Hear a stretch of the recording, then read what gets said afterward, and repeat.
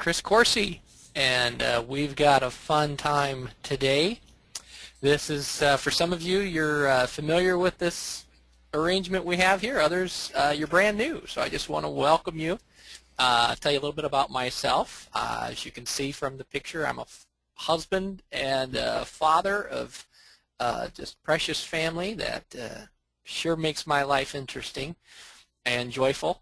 And I'm also part of a great organization called Shepherd's House. And Shepherd's House is really designed to equip existing networks with joy, with what we call gentle protector skills, with training to help you be fruitful, joyful, and effective in your life, your family, and your ministry. I'm also a pastor. I've spent, I think, about 6-7 years pastoring a small fellowship in Michigan.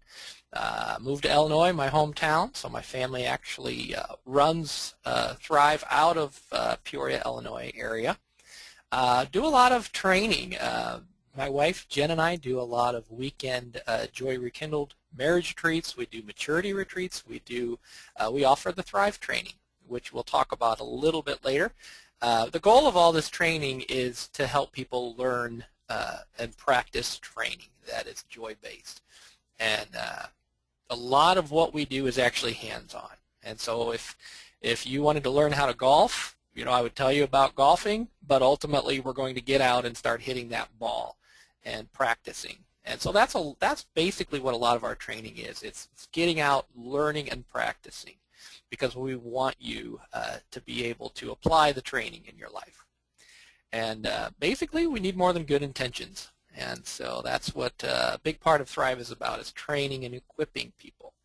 I'm also a consultant, so I work with churches, leaders, organizations. How do we troubleshoot when there are problems? How do we repair when there are problems? But how do we stay proactive and avoid problems? Which I like that option a whole lot better. Let me just say that. All right. Another thing here, we've got this fun thing we call a Pastor Joy Stream. And what a Pastor Joy Stream is simply, this is a 60-minute time where we talk about topics that are very relevant for us as leaders and as pastors.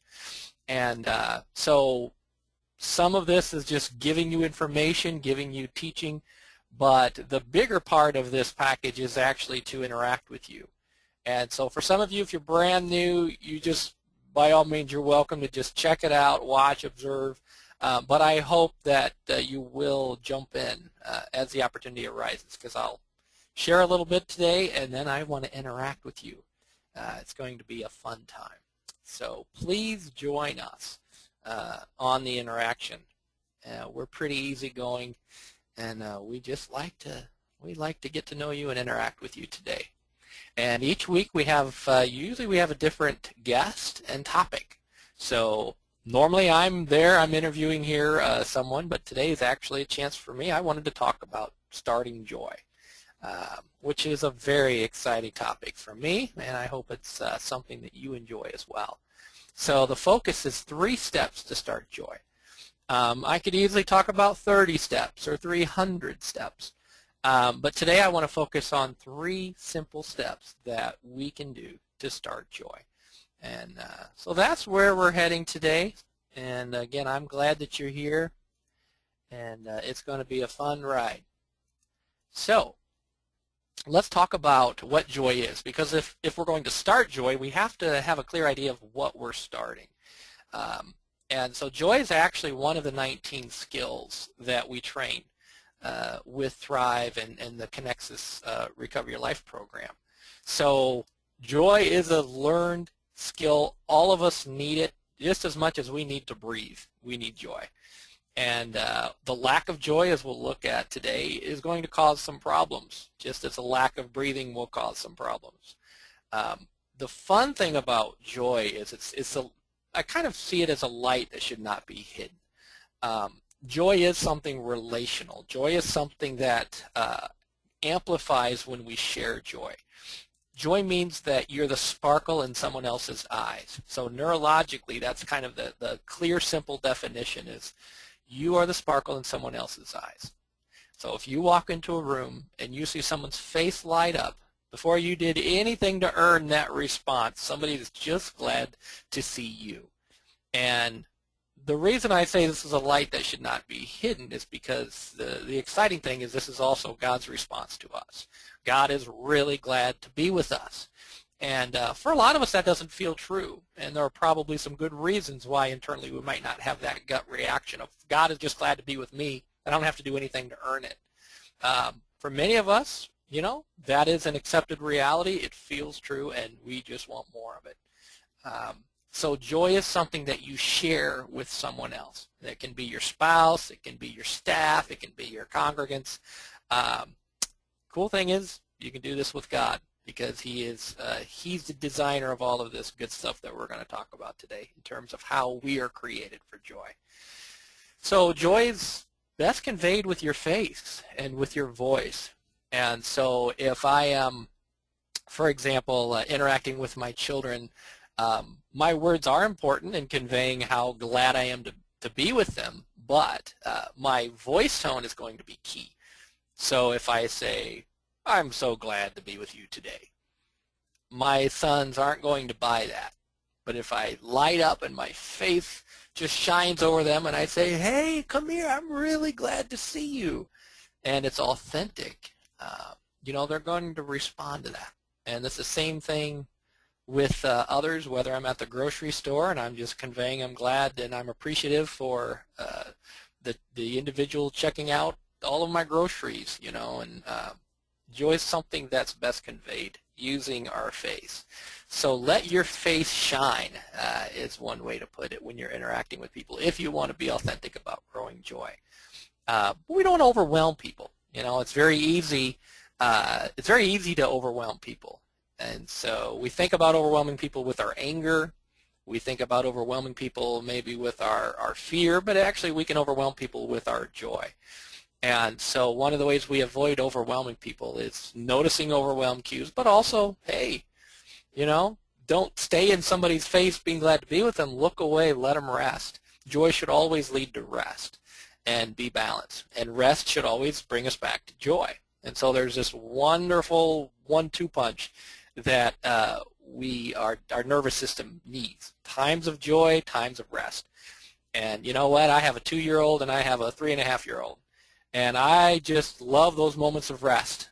And I'm trying to help them learn those moments of rest. So we build joy, we have fun, we play, but then we rest.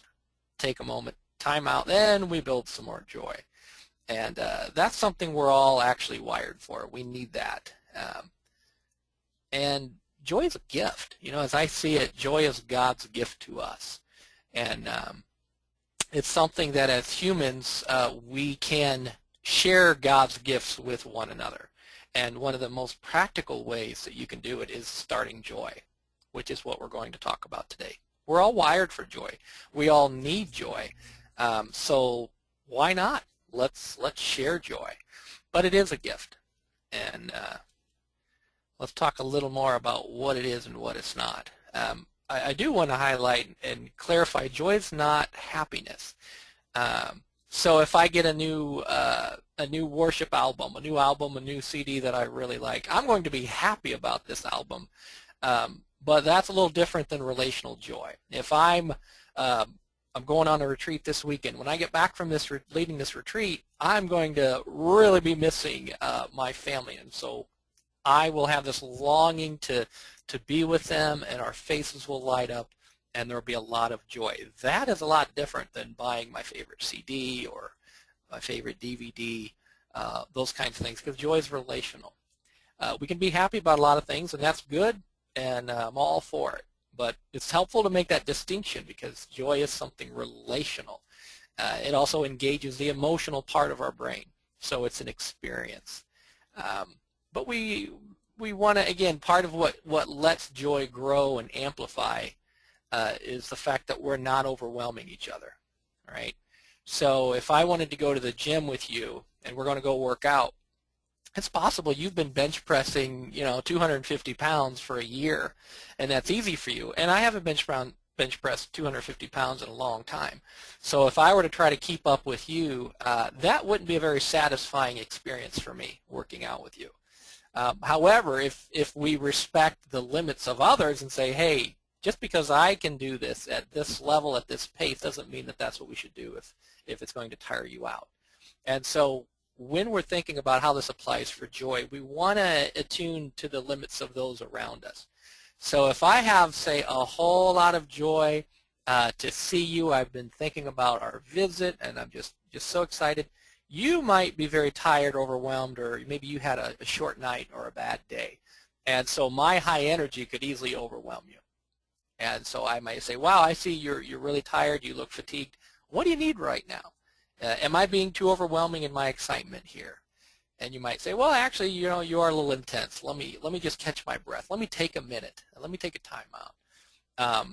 And so part of keeping these joy levels at a rate, at a pace that's doable, manageable, we want to recognize the limits of other people. And so when I'm interacting with someone, and I'm using eye contact to convey my joy, if they're breaking eye contact with me frequently, or they're not even looking at me in the eye, I'm not going to keep trying to put pressure on them to get them to look at me. I'm going to back off, I'm going to lower my energy, and I'm just going to give them a little space. And what's fun, and you can usually see this a lot clearer in children, what's fun is as they would start to feel like, okay, I can breathe, then they'll feel safe to start engaging and interacting and growing some joy. But we want to pay attention to those kinds of cues, because in our society, some of these skills just drop out, and we're just not used to looking at those things. But as you practice it, you can clearly start seeing people's body language and respect those limits. And so we always want to look for tender responses to weakness. That's actually a very big factor on how those joy levels are going to go. You know, if you're fatigued, I'm gonna respect that. If you've had a bad day, I'm going to respect that. And the beauty is, as we rest, as we quiet, we can then have strength to grow some more joy. So when you're going to starting joy, don't just get in people's faces and try to, you know, get a response from them. Just pay attention to how you're doing, how you're coming across. And you'll find people will actually enjoy being around you as you pay attention to those little subtle cues. And of course, we always want to welcome and perceive God's presence in all of our interactions, because we do have a God who is glad to be with us and who is with us. We call some of the training the Emmanuel lifestyle. You know, what does this look like? How do I live with that awareness of this God who is glad to be with me? And I got to say, that's one of the most exciting things about what I do, particularly with leaders, is help them develop and live with that kind of an awareness. It's just so restorative and so life-giving. So good joy, true joy, authentic joy is something that's genuine. I'm really glad to be with you, and it's sincere. I'm not faking it. I don't have to pretend to be happy. If I'm not happy, I don't have to put a smile on my face. Say, I'm not happy right now, and that's okay. But if I'm happy, if I'm joyful, if I'm glad to see you, if I'm excited, then I can authentically convey those things. But what tends to happen is some of us, a lot of times early in life, or even our grade school years, we learn that sometimes being authentic isn't the best thing. And so we learn to kind of mask what we really feel. And I think this could be the start of something new for all believers around the world, is just learning to be themselves in joyful states, and learning to be themselves in non-joyful states. And that creates a lot of safety. And so we want to respect those limits. We want to respond tenderly, you know, if others around us aren't in a good place. So we practice being kind, you know, loving, careful, and attentive as we're working on starting joy and spreading joy. And the neat thing about joy is it can easily come to define your character. We probably know some people in our lives or in our communities, our congregations, some people who are just joyful. You know, they're just joyful. When you think about this person, you know, they're just joyful. They're consistent. There's something about them that is just really welcoming to be around. We might know others who are just anxious. You know, they worry, or they're angry. So some people whose personalities are defined by anger. You know, the thing about these emotional states that I'm introducing here is these things come to define our personalities. And so the goal is, if I'm very anxious, I'm very angry, or depressed, or hopeless, right? Whatever we get stuck in will tend to define our personalities. So the goal is, how do I learn to get back to joy? And when that training's in place, then you'll start noticing some shifts and some differences in that person's character and how that's expressed. But I find, specifically in evangelizing, a lot of people, when they see something about a believer that the person's joyful, the person lights up, they want more of that. They'll frequently say things like, I don't know what it is about you, but I really want what you have. And so in my mind, as believers, it's ideal that we're the most joyful people on the face of the earth, right? We have a God who's glad to be with us, and as believers, we can be glad to be together. It doesn't mean that we're perfect. It doesn't mean that we have to fake it. It means that when we're not doing well, we learn how to return to joy. And that's a learned skill, and that's a big part of what we do through Shepherd's Houses.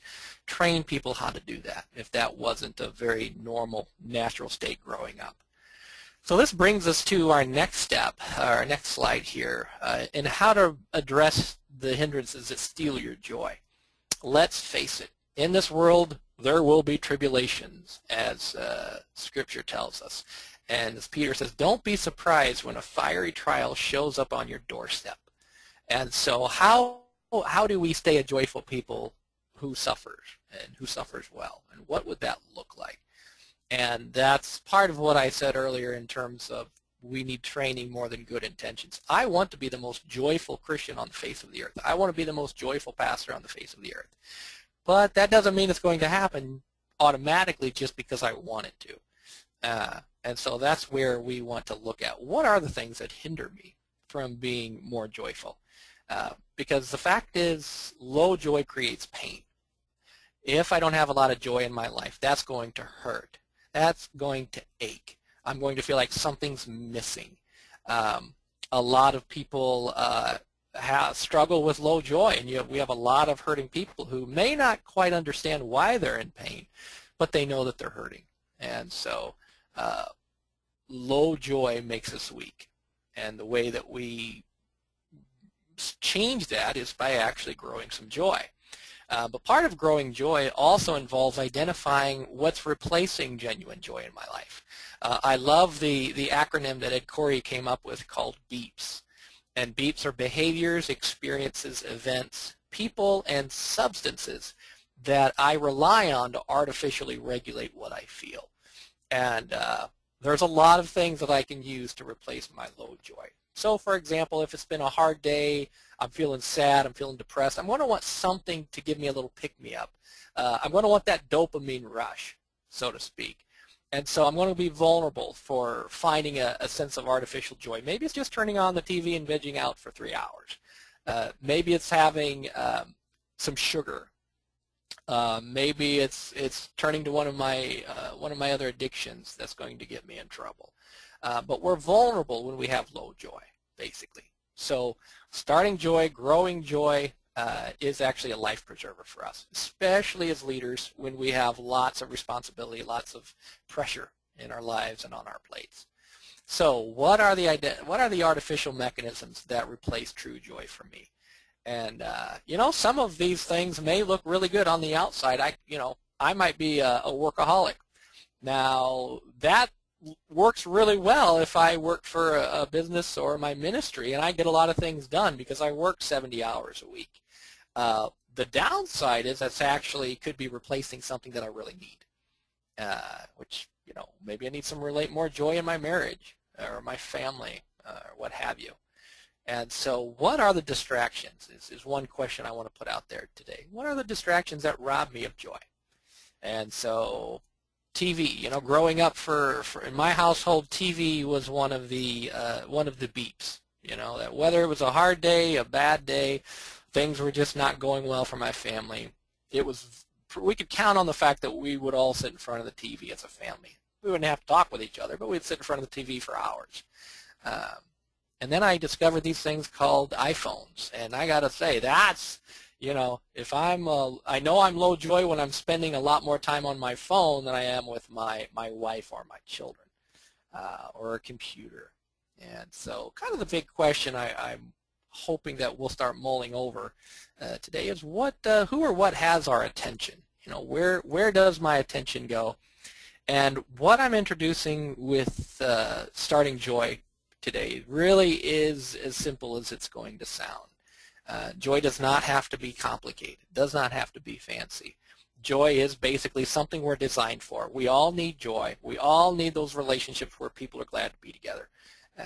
And we all need to learn how to return to joy when things go wrong, because things will go wrong. As much as I don't like things going wrong, they will go wrong. They'll continue to go wrong until God takes me home. So joy gives us strength. That sounds very biblical. If you've ever read the book of Nehemiah, which I trust many of you have, you'll see this contrast of joy and quiet in Nehemiah. Joy gives us strength. And there's lots and lots of scriptures about joy in Scripture. It's a very fun study to dive into. But joy does give us strength. Relationally, it gives us strength. Emotionally, mentally, spiritually, it gives us strength. And it restores us. And so I'm also as a pastoral minister working with people who've suffered from trauma and abuse and neglect and those kinds of things. I know going into every situation, joy has to be a major part of the equation for people who are going to heal. It has to be. And I often tell people sometimes the community support you have is much more important than the counseling I'm going to offer. Now, it's ideal to have both community support as well as the prayer ministry. But we need the foundation of joy if people are really going to grow and heal. So joy rebuilds when some of those foundations have been broken down. And you know what?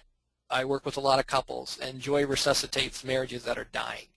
You know, part of what makes marriages die is when people are no longer glad to be together. Pain and problems become bigger than the relationships. And so I know going into those sessions that there has to be an increase in joy. If this plane's going to fly, we've got to get more joy. So joy is just, again, something that we need, we're wired for. And the fun thing about it is it multiplies. It grows. And so a little bit of joy will go a long way. And I love that. And you know what? Joy is fun. When I do the Joy Rekindled Marriage Retreats, it's a blast to watch couples warm up and start building joy. The first night when the retreat starts, I can see a lot of folks are a little nervous because they don't know what they're getting into. But as soon as they start doing some exercises, as soon as they start growing some joy, the energy levels in the room rise. People start smiling and hugging and crying. It's just, you can tell great things are happening when couples start to build joy. And I'm a big believer that church and fellowship and congregations should be joyful. And I'm very excited to be able to help leaders try to make that happen. So let's look at, we're gonna talk about our 3 steps here. All right, because I really want to get to some of the practice. So, because I could talk about this stuff all day, but ultimately this is all theory, this is all information. I want you to taste some joy today and practice some steps. So, the first step I want to introduce today is how to savor joy. You know, savor basically means to enjoy something completely, right? If my wife is making this yummy, delicious dinner, sometimes she'll give me a little preview of what she's making, you know, on a spoon, and I can just savor that meal, and it's like, wow, I can't wait for more. That is just wonderful. It's going to be a tasty dish. So when we think about this with joy, the fun thing about joy is it's also something that we can savor. So first question I want us thinking about today is, what brings you relational joy? All right. Think about your life. Think about your day. What brings you joy? And I'll give you some examples, but I actually would love to hear from you. So you can type in responses, or if you raise your hand, we'll be able to get you where you can talk to me here. But let me give you an example. What brings me joy? In general, I think about my wife, right? I'm glad to be with my wife, and I just enjoy her presence. I enjoy our time together. We are glad to be together, and that feels really good. My sons, I love to interact with my sons. I love it when we play and build joy and rake leaves together. But I also like when it's bedtime and we can cuddle them and put them to bed, right? Those are all special moments. I've got friends, I've got family, and community where there are people. When I think about those faces, I breathe a little easier. I smile. I feel some of that warm appreciation. All right. Now, let's think about how does this apply in the last 24 hours, because this is where we're going. I've got a comment from Steve. Let's see if you can unmute so you can share yes. it. Steve, are you there? He might not have capabilities. He typed in laughing and joking brings him relational joy. Laughing and joking. Hey, I like that. Yeah. I like that. Thank you, especially Steve. With someone. Yes, sharing that. I like that. Anybody else have some thoughts? Please throw them out here. I want to hear from you. What brings you relational joy? Right? So for me, I've got Jen and I had a small group last night at our house, and just like Steve there's a lot of laughter whenever we're together. There's a lot of laughter. There's a lot of fun. We know each other. There's fellowship, and there's always some good food there, which helps as well. So when I think about my small group time, I suddenly start feeling some appreciation, and that's just really meaningful. So what about you? You know, I want to hear from some of you. What brings you joy? Give us some examples here. Hold on, we're waiting. Here we go. Oh, somebody's saying something I was about to say myself, so I will read that. Hiking in the mountains from Roger. Skiing and biking with his wife. Those are all things that brings him relational joy, and that's one of mine. I have a little story while we're waiting for other people to raise their hand or type it in. I went hiking this weekend up in the mountains. It's the beginning of fall, and I was with my mom, who lives in Florida. I don't see her very often, so it was a really nice time just to be glad to be together. You get to the top, and the views are just spectacular. So we were having quiet together at the top of the mountain, just sitting there taking in all the views, and that was a really nice time. Now, I could see Denny light up when she was remembering that joy, and I could just envision some of what she was sharing, and that kind of made me smile. Oh, good. Yeah, thank you. All right, anyone else out there? You know, what brings you relational joy? All right, Teresa says her 2-year-old grandson and being out in nature. All right, so grandson and being out in nature. All right. Judy says she has joy in trials and tribulations. I consider joy an antidote to life's trials. Wow, good for you. Thank you, Judy. That's really cool. We've got some hands up, so let's do some unmuting here. Let's see whose hand was up. Longer. I'd love to hear. We've got 2. Zoanna. Zoanna. All right. I absolutely love going out to lunch with women, sitting and conversation over the food. I mean, the food is like the little thing about it. Yep. It's the connecting that happens. I mean, I don't think I've connected better places with women than over going out to lunch and a group of us just really, really talking about what's happening in our lives and enjoying one another. That's neat. Thank you, Zoanna. And I could hear from your voice that that's very special and joyful and meaningful for you. Amen. That's neat. Thank you. All right, so Zoanna, I'm going to leave you unmuted. You can join back in later. Just mute yourself to just close out the background noises. Jerry is going to be next. All right, Jerry. Come on, Jerry. I know your mic works. We know you're there, Jerry. He might be having some. Issues there. All right, I have something typed in from Heather Harrison. Receiving a big, warm, spontaneous hug brings me relational joy. Oh, nature, dancing, and laughing brings joy too. Nice. I like the description of the big, warm, spontaneous hug. That brings it home. Great. Anyone else have anything? Ken Paul. All right, Ken. He has joy sitting on the deck, listening to it rain and drinking coffee with his wife. Ah, nice. Nice. Good. Thank you. Priscilla says sharing Thanksgiving with culturally diverse people. Thanksgiving with culturally diverse. Oh, that sounds really exciting. Yeah. And now we're getting lots of people. Uh-oh, his mic is not detected for Jerry. A note. Sorry, Jerry. Have to restart it. Type away, Jerry. Deidre says playing games with her children. Playing games with her children, yes. That is joy producing right there. All right. Any other thoughts? What else brings you joy? Now, can I say my puppies bring me joy? Yes. Oh, puppies are so good at bringing joy. They do. They're always glad to be with me. Oh, puppies. Ah, yes.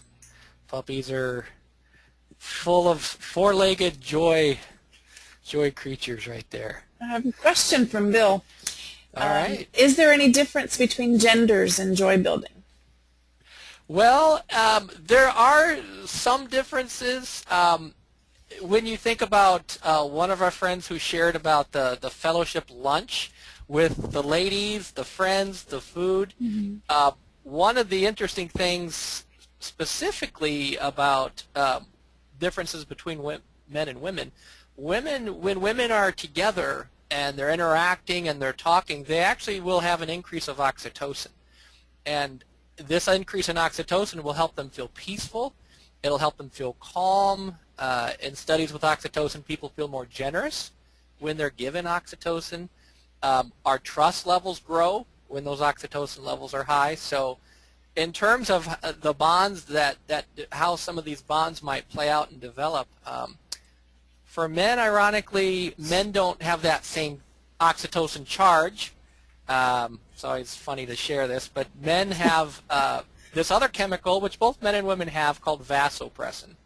And vasopressin is another chemical involved in the bonding process. And when men are with other men and they're drinking fluids and going to the bathroom, they will actually feel more connected and grounded than not. So for men, it's strangely different. But when you start looking at how this plays out culturally, coffee shops are. I love to go to a coffee shop and spend time with my friends. So, yeah, that's a good question. But ultimately, I would say that joy still, as far as neurologically, both men and women still have those areas of the brain that are really, you kind of see the Creator's hand in fashioning them for joy and joyful relationships. And so let the face light up. Use your tone of voice. And, you know, for Jen and I, just given this example, we know how the other's doing based on that tone of voice. So I can hear, I don't really pay attention to the words so much, but I can hear it in my wife's voice how she's doing. And she can do the same for me. And so. That's good. All right, we've got a bunch of people typed in while you were talking there, Chris. All right. So I will read those. Daniel says, the big smile all over his daughter's face when she sees him when he picks her up from preschool. Oh, that's neat. Thank you, Daniel. Anna says, rocking grandbabies to sleep. A very sweet time. Anna loves her grandbabies. Yes. Bill is laughing at your answer. Yes. Okay. Yes. Jerry says, he finds joy in talking about a serious topic where both people are safe and a mutual perspective is found together. Nice. Oh, that's good. That sounds very rewarding, satisfying. Deidre says, looking through old family videos or old family photographs with her kids. Oh, that's neat. Good. Anna says, feeling like I belong. Very good. Grandkids, this is from Laura, grandkids with multiple exclamation points. Joy. Yes. Love those grandkids. And nature and being with people when they're dealing with tough issues with the Lord and repentance and restoration, resulting in joy with Him. That's a beautiful thing. Yeah. Steve says, I've always found bonding for men requires working together. Working together, yes. And Laura says synchronized dance nights with her family. That'd be fun. That's joyful. Yeah. And Roger says, experiencing God in a Holy Spirit renewal meeting. Oh, that sounds very life-giving. These are great answers. Yeah. All right, so let me jump on here with the next steps, because we're coming up with so many good responses here. What I want everybody to do now, since we're talking about joy, we're hearing about joy, we're remembering joy, what do you start to notice in terms of how you feel, what your mood is when you access your joy files? So for example, as I remember share some of my joy with all of you and some of my joy moments, I notice I start to feel calm and more peaceful and just a little lighter in a sense. I can breathe a little easier. What about all of you who are here? What do you notice as you think about this? Maybe there's one word that comes to mind. You can type in a word. How would you describe what you feel? Do you feel any change when you start to talk about joy or pull up that joy file? Laura said vitality. Vitality. Good. That's a good term, vitality. Deidre says, I forget my worries. Forget the worries. That's good. Heather says, life-giving hope. Life-giving hope. Steve says, lightness. Lightness, yep. Wow, Teresa says, the fibromyalgia pain in my body lessens. A peacefulness. Wow, that is cool. That is really, really good to hear. I have a lot of friends with fibromyalgia. I'll have to tell them. Yeah, I was going to say that's really important right there. Yeah. Priscilla says thankful and rested. Ken feels warm security. Judy, I love this. Bubbles. Bubbles. Oh, that is cool. Bubbles. All right. I had an Emmanuel moment this morning with the Lord, and bubbles were involved, so that made me smile. Well, that's extra special for you. Yep. Neat. All right. All right. I can hear, is that Zoanna? Did you want to share? Yeah, Zoanna have any I didn't know thoughts? I was on. You must have unmuted yourself. With you here. Oh, I didn't touch anything, so I don't know. But anyway, for me, it's just I can actually feel the corners of my mouth rise, and I can feel my eyes open wider, and it's like you can just feel this eruption of laughter just coming from your stomach and rising all the way up, almost out your mouth, and it's just amazing. That's neat. Good description. Very good. Laura says she feels energized, and Beverly says she feels the strength to continue in a difficult time. Wow, praise God. And the thing I'd like to just highlight as we're creating joy, we're remembering it, we're savoring it. You know, I spoke about joy for 15 minutes before we practiced this, and I'm willing to guess that once we start practicing, something changed for you compared to when I was just speaking about it. That's an important point right there. That's why we have to actually taste this and try it and practice it, because ultimately experiencing it's what makes the biggest difference and the biggest change. And hearing each other's experiences, I think, broadens it, because just hearing me tell my own story doesn't do it, but that's right. Hearing others helps. Hearing others. It just makes you smile to hear these answers, these responses. All right. So let me move on. We've got more practice here, but I want to take us to that second step. We've spent some time savoring joy by remembering it, right? Now we're going to practice sharing it a little more. And the neat thing about this, when you look at how God designed the human brain to work, there's this part of the brain called the cingulate cortex. And if you look at that brain scan in the lower right-hand corner, you're going to see this yellow highlighted area. That's called the cingulate cortex. It has a lot of different jobs and different responsibilities. There's a front to it. There's a back to it, and they each do lots of different things. One of the exciting things about this structure in the brain is it's the part of the brain that lets us synchronize our joy states, and it helps us to kind of regulate our energy levels. So for example, let's say I'm really missing my wife, all right? I walk in the door, and I'm high energy. I'm excited, and I say, hey, dear, good to see you. I've missed you all day. I want to tell you about my day. And I'm really high energy, like I just got out of a rock concert or something, right? Very high energy. Jen, bless her, she's tired. She's been chasing the boys up and down the driveway. She's been running around. She's tired. It's been a hard day. So as soon as I walk in the door and I read her her cues, because basically I could see by the look on her face, I could read her body language, and she might turn to me and say, wasn't a good day. Suddenly, with the cingulate cortex, what I can do is I can lower my energy to match her energy, all right?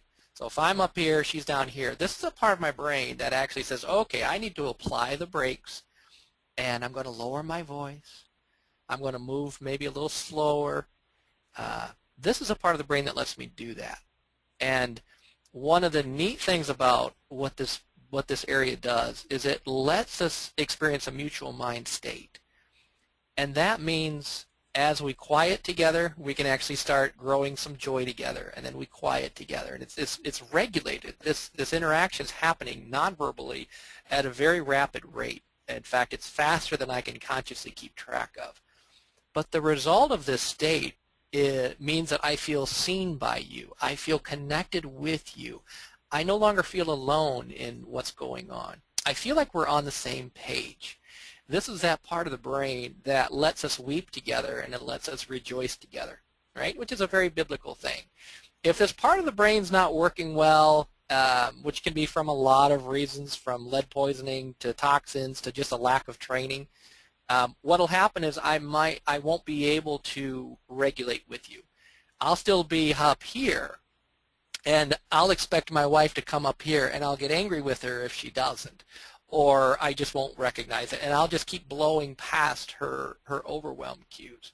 So it's very much, this part of the brain needs training, and it starts very early in life, from just months, when I'm 2 months old, it actually starts needing some serious training. So whenever we're building joy, whenever we're smiling together, this is a part of the brain that's actually in my right hemisphere and your right hemisphere. They're talking non-verbally constantly, and it's getting training. So the more that we smile, we share smiles, we grow joy, we build joy, the more that this part of the brain's getting strengthened. And so that's why it's so fun to practice this stuff. Not only will you feel better, but you're actually downloading joy everywhere you go. And with me and my traveling schedule, I love to download joy in an airport, because airports are just places where people are overwhelmed and they're tired, and it's just tough. It can be a tough place. Any opportunity to download joy, you'll find that God will give you lots of those opportunities as you start looking for them. So one of the ways we can share joy is also expressing and sharing what are we thankful for today, or who are we thankful for. All right. So when I think about what I'm thankful for, I'm thankful today that I have a roof over my head, because we've had cold weather and rain. And I'm thankful that I actually have a home, and I'm thankful that this home has windows, because I have all these beautiful changing trees around me, and I love to look out the window and just admire the trees. So today I'm feeling a lot of gratitude about that. But let's open this up. We still have a little time here.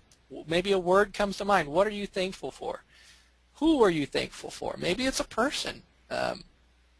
Maybe it's God, right? Mm-hmm. There's a lot of reasons to be grateful for God. Why are you grateful? What is it today that you're feeling just that extra appreciation for? Well, let's talk.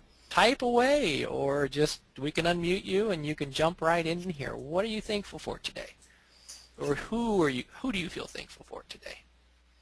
While we're waiting, I was really thankful this morning for worship music. Certain soaking music to just kind of sit and be with the Lord. So I was really thankful for that. It helped me to slow down instead of rushing to get to work on my computer. So.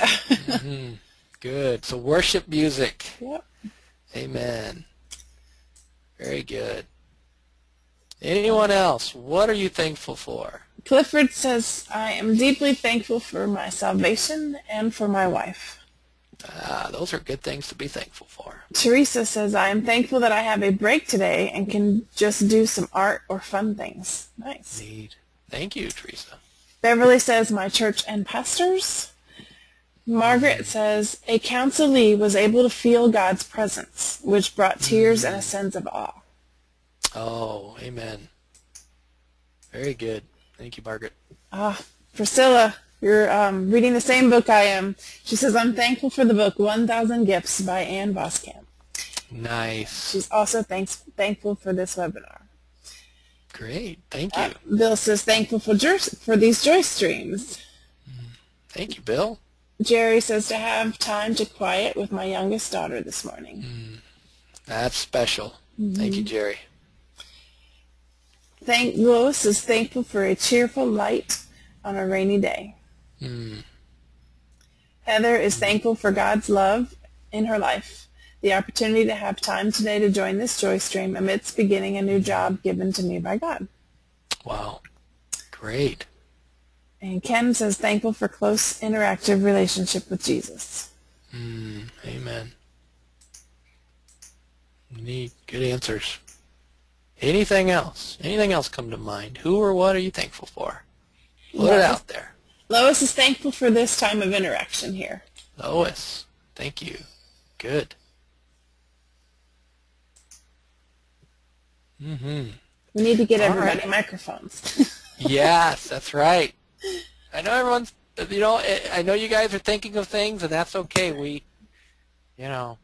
Let yourself feel it, and then ultimately, you tell people, you share it, but we also want to thank God and bless God for our joy, I highly recommend daily practice of blessing God or thanking God for what He's given. He is the giver of all good things. Laura says she's thankful that God planned for eternity to happen. Amen to that.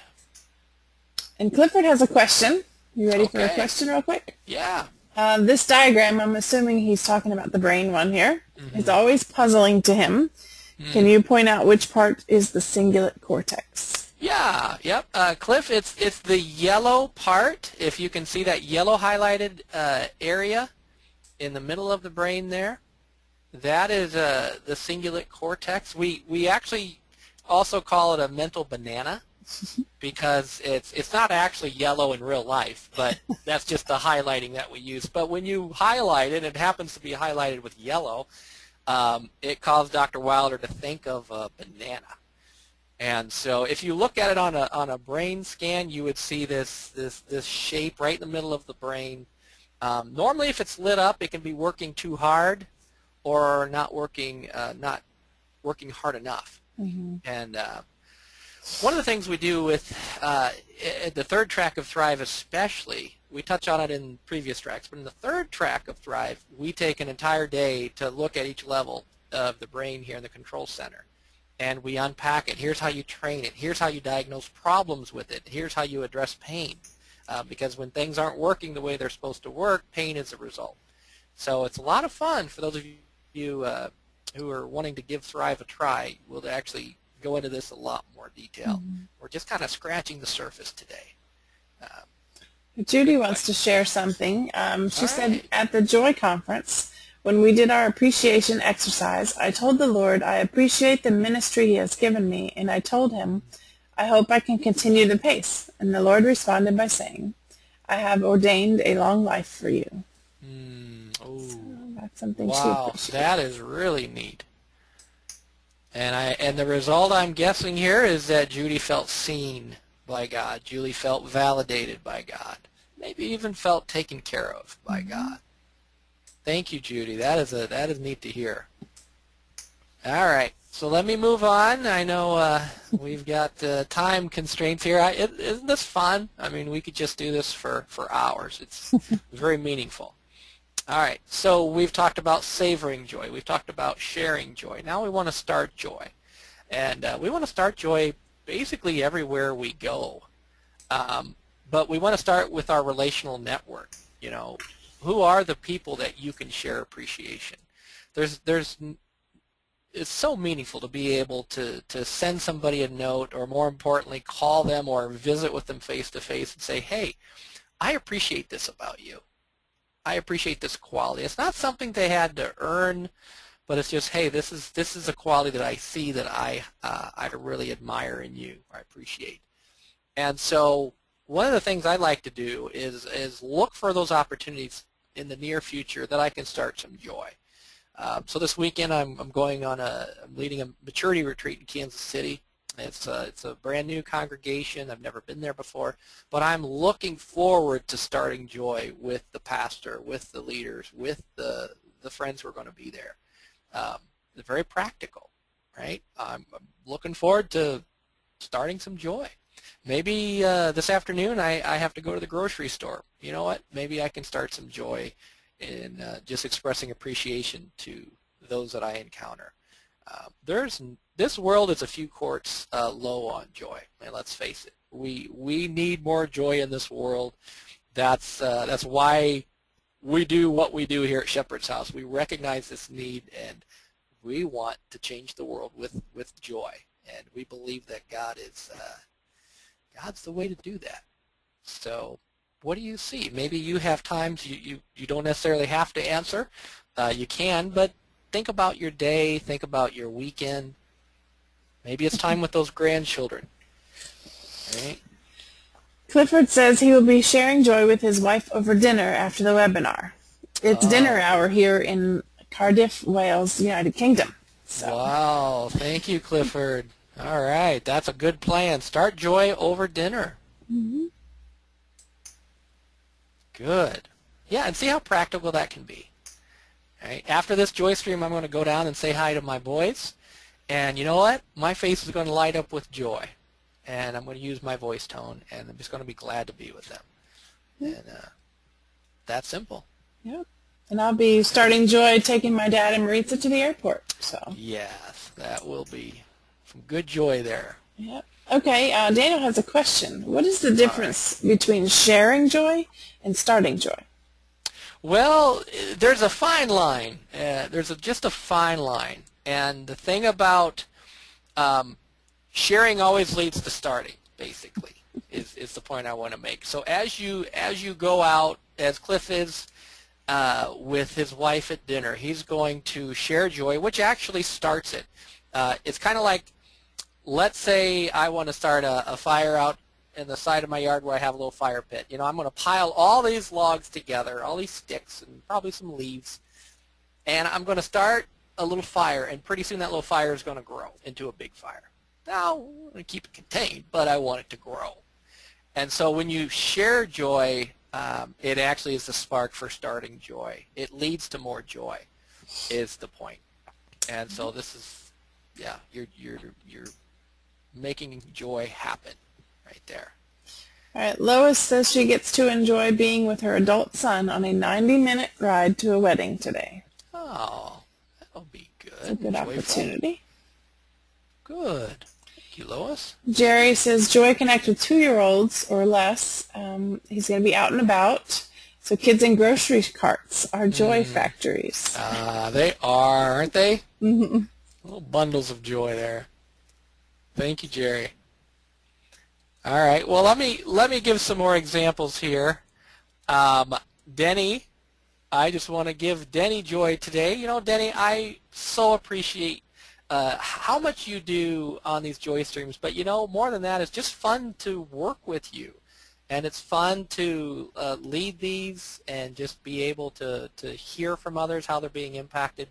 So I appreciate you. You're a hard worker, but you're faithful. You know, you're faithful in all that you do, and thank you for what you do here. You're welcome. Thank you. So, you know, that's somebody I want to appreciate, right? And so I express that with Denny, and I've got another person, Carol. I don't know if Carol's with us today, but she will be watching this because Carol has a joy starting blog that I'll mention a little bit later. And Carol goes through these and listens to all the content, and she tries to write these up and post these onto our joy starting blog. It's a lot of work, right? Because these are 60 minutes and it takes her hours to be able to pull all the information together. And so I appreciate Carol and her role as well in just getting joy out there in a way that's digestible for people. So I appreciate you, Carol, and you'll get this appreciation at some point when you go through this. All right. So we've already had some questions. I've got about 2 minutes left before I want to talk about some of the actual resources here. So hopefully you all have had a little taster of some joy today. Any questions?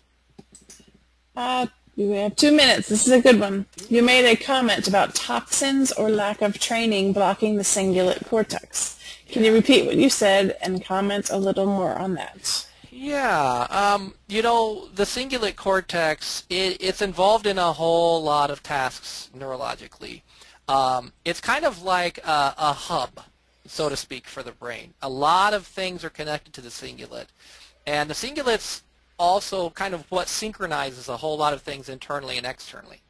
And so if you have problems at the cingulate, you're going to have problems at higher levels of the control center. And so this is a part of the brain you really don't want damage to. And the problem when people have lead poisoning or somehow they get toxins from their environment, what happens is a lot of these toxins end up at this part of your brain. Right? So when you think about attention deficit disorder and some of those sorts of things, this is a part of the brain that's actually where there's something going on. So it really needs training. If it doesn't have training, then you will see behavioral issues. But you can also have behavioral issues from some of the toxins in your environment that can end up there.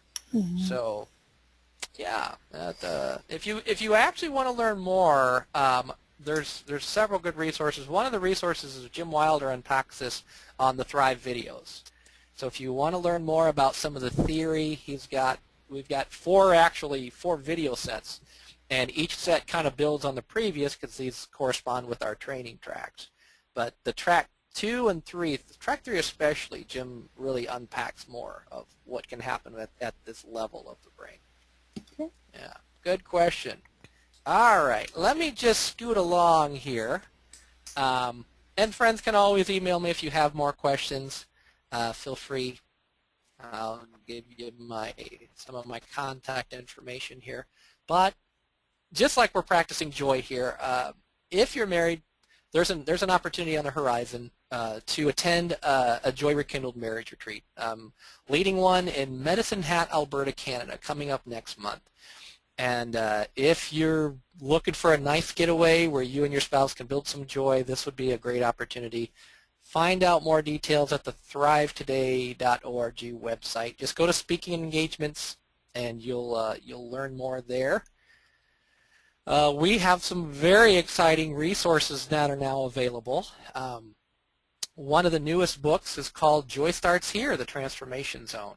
And I highly recommend all of you read this book because it really does unpack some of the theory and some of the vision for how to start joy in your family, in your school, and in your church. Just an excellent resource. And Jen and I have also put together a book called 30 Days of Joy for Busy Married Couples. This book is basically 15 minutes of joy exercises for a month because we recognize some people can't get away for that marriage retreat, or they can't get away for Thrive, or there's not a Connexus opportunity yet in their community. This would be an easy way to start your joy training. And it's a lot of fun, I must say. Jen and I, we went through it once when we created the book, and we're actually starting it again just because we want to keep that joy growing. For some of you, you were at our Joy Starts Here conference recently. Some of you missed it. Well, we will have DVDs available on the horizon. So if you weren't able to watch that, that will be happening. And in fact, next year we're doing Joy Starts Here weekends in various places. So visit, I put thrivetoday.org. Actually, it should be joystartshere.com. That's the website that will have a lot of the updated information. So joystartshere.com. Next week, I've got Pastor Daryl Brazel with us. Today I mentioned briefly artificial joy, which can lead to addictions and all kinds of stuff. Well, Daryl specializes and specifically with sexual addictions. And so he's going to talk, he's got a really fascinating topic for us on how to teach men a new paradigm for staying out of the web of lust by engaging their God-given protector roles instead of the consumptive roles of the world.